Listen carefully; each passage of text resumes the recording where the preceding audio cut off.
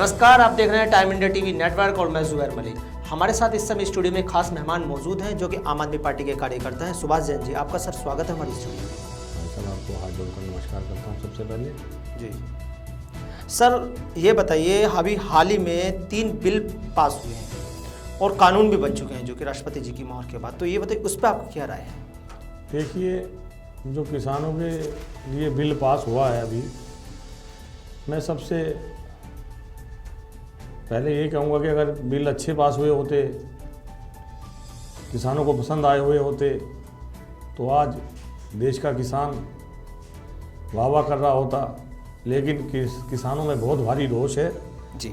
और जिस तरीके से इन्होंने रेट मार्जिन फिक्स किया है कि भाई इतना, जैसे मान लो 16 से 18 रुपये किलो तक का गेहूँ है जी, और जो कम से कम रेट होगा वो 8-10 रुपये होगा, तो क्वालिटी पे डिपेंड करेगा। तो ये क्वालिटी कौन तय करेगा? ये जो बीच का गैप है, इस तरह का गैप नहीं होना चाहिए और ये गैप ख़त्म करना चाहिए। जैसे भी पहले था कि भाई एक समर्थन मूल्य था कि उससे इतने से कम गेहूँ नहीं लेंगे, तो ये जो बीच में 8-10 रुपये का गैप है, इसी से किसान गुमराह हो रहा है और इसको ठीक करना चाहिए और किसानों के हित की बात करना चाहिए, क्योंकि किसान हमारा अन्नदाता है। अगर परमात्मा के बाद, भगवान के बाद इस ज़मीन पर कोई हमें पाल रहा है तो वो किसान है।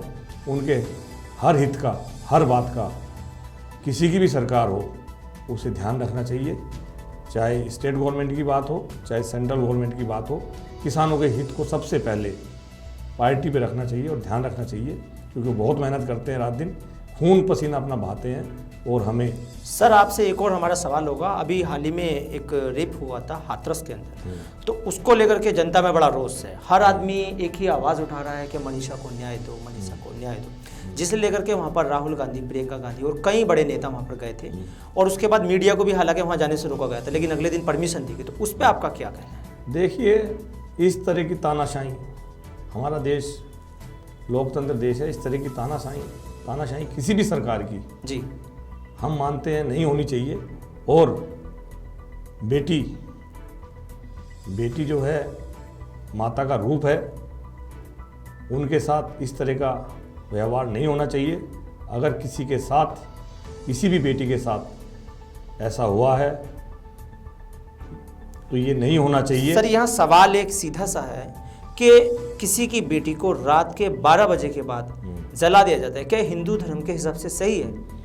देखिए, जिस तरह से रात को 2 बजे बेटी का दाह संस्कार कर दिया गया जी, वो एक तो हमारी नीतियों के हिसाब से, मतलब जो हिंदू धर्म के हिसाब से तो गलत है ही है जी, और परिवार को बॉडी नहीं दी, ये एक बहुत बड़ा रोष है लोगों में। परिवार किस तरह की तानाशाही थी ये, किस तरह से ये तानाशाही हुई जी। इस तरह की तानाशाही सरकार को बिल्कुल नहीं करनी चाहिए थी और तुरंत दोषियों को पकड़कर फांसी पे लटकाना चाहिए। यही हर सरकार का फर्ज है। सर मैं आपसे बताना चाहूँगा, जो दोषी थे उसके वो सब पुलिस कस्टडी में है हालांकि, लेकिन वहाँ पर परिवार का सीधा आरोप है कि हमारी बेटी को हमें नहीं सौंपा गया और रातों रात उसको जला दिया गया। इस पे आप क्या कमेंट करेंगे? मैंने पहले भी कहा आपसे, ये बहुत गलत हुआ जी, ऐसा नहीं होना चाहिए था। बेटी परिवार को सौंपी जानी चाहिए थी और परिवार के हिसाब से ही दाह संस्कार होना चाहिए था। लेकिन सरकार ने जिस तरह की इसमें तानाशाही करी है, सरकार पूर्ण रूप से दोषी है और इसका हर्जाना सरकार को आज नहीं तो कल नहीं सर, भुगतना वहाँ पड़ेगा। पर कुछ पुलिस अधिकारी लोगों को सस्पेंड भी कर दिया गया, पद से हटा दिया गया है। देखिए, सब अपने को बचाते हैं, अपने आप को बचाने के लिए। जी ठीक है, आज पुलिस अधिकारी को हटा दें, लेकिन जो हो गया है, जो उन्होंने कर दिया, वो कैसे वापस आएगा? वो तो वापस नहीं आएगा ना जी। जिसकी बेटी चली गई, जिसका सब कुछ लूट गया और जो बेटी अपनी जान से चली गई, अब उसका इंसाफ कैसे होगा? ये बिल्कुल सेंट्रल गवर्नमेंट को, स्टेट गवर्नमेंट को इस पर सख्ती से कार्रवाई करनी चाहिए। जी जी। और देश में एक मैसेज ऐसा जाना चाहिए कि जो ऐसे लोग हैं जी, ऐसे व्यक्ति हैं वो ऐसे ऐसे गंदे काम ना करें, क्योंकि बहन बेटियों की इज्जत देश में सर्वप्रथम है। और जब हम कहते हैं बेटी बचाओ बेटी पढ़ाओ, तो हमें इन चीज़ों का ध्यान भी रखना चाहिए। और हर व्यक्ति का, देश में हर व्यक्ति का धर्म बनता है। सर, आप आम आदमी पार्टी के कार्यकर्ता भी हैं और वार्ड 31 से आप ताल्लुक़ रखते हैं, तो सर वहाँ पर जो विकास कार्य इस समय हो रहे हैं विनय मिश्रा जी के देख रेख में, तो उसको लेकर के आप बताइए वो कैसे चल रहे हैं? देखिए, केजरीवाल जी के नेतृत्व में और विधायक विनय मिश्रा जी के नेतृत्व में जो भी विकास कार्य हमारे वार्ड 31 में हो रहे हैं, उनके बारे में मैं यही कहूँगा कि विधायक जी अपनी तरफ से कोई भी कमी नहीं छोड़ रहे हैं। और विकास के कार्य जैसे सीवर की लाइन है, जल बोर्ड की, वो जहाँ जहाँ हमारा काम अधूरा था, थोड़ा सा कोरोना की वजह से लेट हुआ जी, क्योंकि लेबर की परेशानी हुई, अफसरों को परेशानी हुई जी, लेकिन जैसे जैसे कोरोना काल कम होता गया जी, और विधायक जी ने अपनी पूरी सारी सूत्रों से उस काम को दोबारा से प्लेटफॉर्म पे लाए और वो काम आज की डेट में सुचारू रूप से हो सर रहा है। वार्ड 31 के लोगों की एक बड़ी खास जो सबसे बड़ी समस्या वो लोग कह रहे हैं, वो एक ही बात कहते हैं कि पानी को लेकर के उनकी बड़ी समस्या है। हाँ देखिए, उस पे आप लोग क्या कह रहे हाँ, हैं? पानी की जहाँ तक बात है, पानी का कुछ पीछे से प्रेशर कम आ रहा था, जी। उस पर विधायक जी काम कर रहे हैं। और अभी आपको बता दूं, मैं मंगलापुरी में एक प्लांट लगाया गया है जिससे कि पानी मोटर के थ्रू उठता है और तेज़ी से, मतलब उसकी स्पीड, उसका प्रेशर तेज़ हो जाता है, जिससे कि पानी लोगों के घर तक पूरा पहुंच सके। दूसरी बात यह है, कहीं कहीं दिक्कत आ रही है डिपार्टमेंट टू डिपार्टमेंट, जैसे हम जल बोर्ड का काम करवा रहे हैं जी, और बीच में बहुत सारी रोड्स ऐसी हैं जो एमसीडी के अंडर में आती हैं, जी, जी, जी, तो वो रोड कटिंग में परेशानी है, कहीं कुछ इस तरह की दिक्कतें हैं एमसीडी की जी। तरफ से। तो हम लड़ाई झगड़े में नहीं पड़ना चाहते, जी, हम पूरा अपना वर्क कंप्लीट करके और उस काम को तरीके से पूरा कराना चाहते हैं, जिससे लड़ाई झगड़ा भी ना हो और लोगों की जो पाइपलाइन है, पानी की लाइन है, वो अच्छे से, मतलब लोगों को भविष्य में फिर दिक्कत ना हो।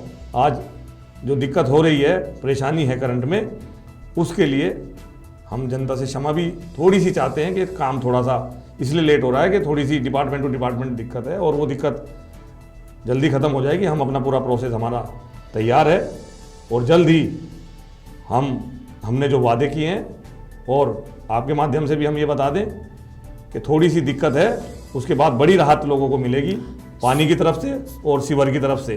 जी। सुभाष जैन जी, एक हमारा सीधा सवाल होगा, जो ये झुग्गी को लेकर के बड़ा परेशानी है लोगों को, जो झुग्गी वाले एरिया है, जैसे सागरपुर ईस्ट की हम बात करें, तो वो लोगों के मन में कहीं ना कहीं डर है कहीं हमारी भी झुग्गी कल के दिन को ना हटा दी जाए, तो उसको आप कैसे आश्वासन दोगे उन लोगों को? देखिए, इस विषय पे मैं क्या बताऊं, इस विषय पे मुझे अभी, दरअसल जब आपकी सरकार आई सत्ता में, जब चुनाव हुआ था, तो ये कहा था जहाँ झुग्गी हम वही मकान देंगे, आम आदमी पार्टी ने खुले तौर पे ये रखा था, लेकिन अभी तक उनका कोई सॉल्यूशन नहीं मिल पाया उन लोगों को। देखिए मैंने क्या बताया, बहुत सारी चीज़ें कोरोना काल में जी, जी, फंस गई हैं और सरकार को काम करने में बहुत भारी दिक्कत आ रही है, क्योंकि सबसे पहले मानवता का जो धर्म है वो ये कहता है कि रोटी, जी, जी, इंसान को सबसे पहले रोटी मिलनी चाहिए। जब वो जिंदा रहेगा तभी कोई फैसिलिटी उसके जी, काम आएगी। बिल्कुल। अब दिल्ली में जब कोरोना फैला तो दिल्ली सरकार ने कोरोना में इतना बढ़ चढ़ के काम किया, लोगों को कहीं अनाज मुहैया कराना, कहीं खाना मुहैया कराना, जी, तो ये सब भी काम था दे कि लोगों को सबसे पहले हमने जीवन देना है, तो वो लोगों को जीवन दिया है, जी, समय पे अन्न दिया है, भोजन दिया है, दवाइयाँ उपलब्ध कराई हैं, फ्री टेस्टिंग का जैसे काम है कोरोना का, उसको दिल्ली सरकार ने, केजरीवाल जी ने उसको जामा पहनाया है। जी, बिल्कुल। और वो काम सुचारू रूप से, आज आप कहीं भी जाएं तो टेस्ट करा सकते हैं, फ्री टेस्ट हो रहे हैं कोरोना के। जिस तरह का लोगों में भय था, डर था, वो आज नहीं है, क्योंकि भय था कि भाई इतने पैसे लगते हैं, कोरोना टेस्ट होगा तो पहले 10-10 हज़ार रुपये ले रहे थे, 5-5 हज़ार रुपये ले रहे थे, लेकिन आजकल अब गवर्नमेंट ने इतनी सुविधा कर दी है कि आप जगह जगह कोरोना सेंटर्स खुल गए, कोरोना टेस्टिंग सेंटर्स खुल गए हैं, तो आप कहीं भी जाएं अपना टेस्ट करा सकते हैं और जो भी रूटीन की दवाई है आप अपना इलाज घर पे क्वारंटाइन होके करा सकते हैं, क्योंकि हॉस्पिटल जाने से भी, तो इस तरह की सुविधाएं ये थी पहले जो मानवता का जो काम था सबसे पहले तो जी जी बिल्कुल। सरकार ने वो किया, और हमारे क्षेत्र में द्वारका विधानसभा में विधायक जी ने भी कोरोना काल में भी कोई कमी नहीं छोड़ी। जी थैंक यू जिस सर। प्रकार की भी मदद हो सकती थी लोगों की। धन्यवाद सर, आपका बहुत बहुत धन्यवाद, आपने हमें कीमती वक्त दिया। आप इस समय हमारे साथ स्टूडियो में मौजूद थे सुभाष जैन जी, जो कि वार्ड 31 से हैं और आम आदमी पार्टी के एक बहुत ही जुझारू कार्यकर्ता भी है। धन्यवाद, थैंक यू सर। धन्यवाद।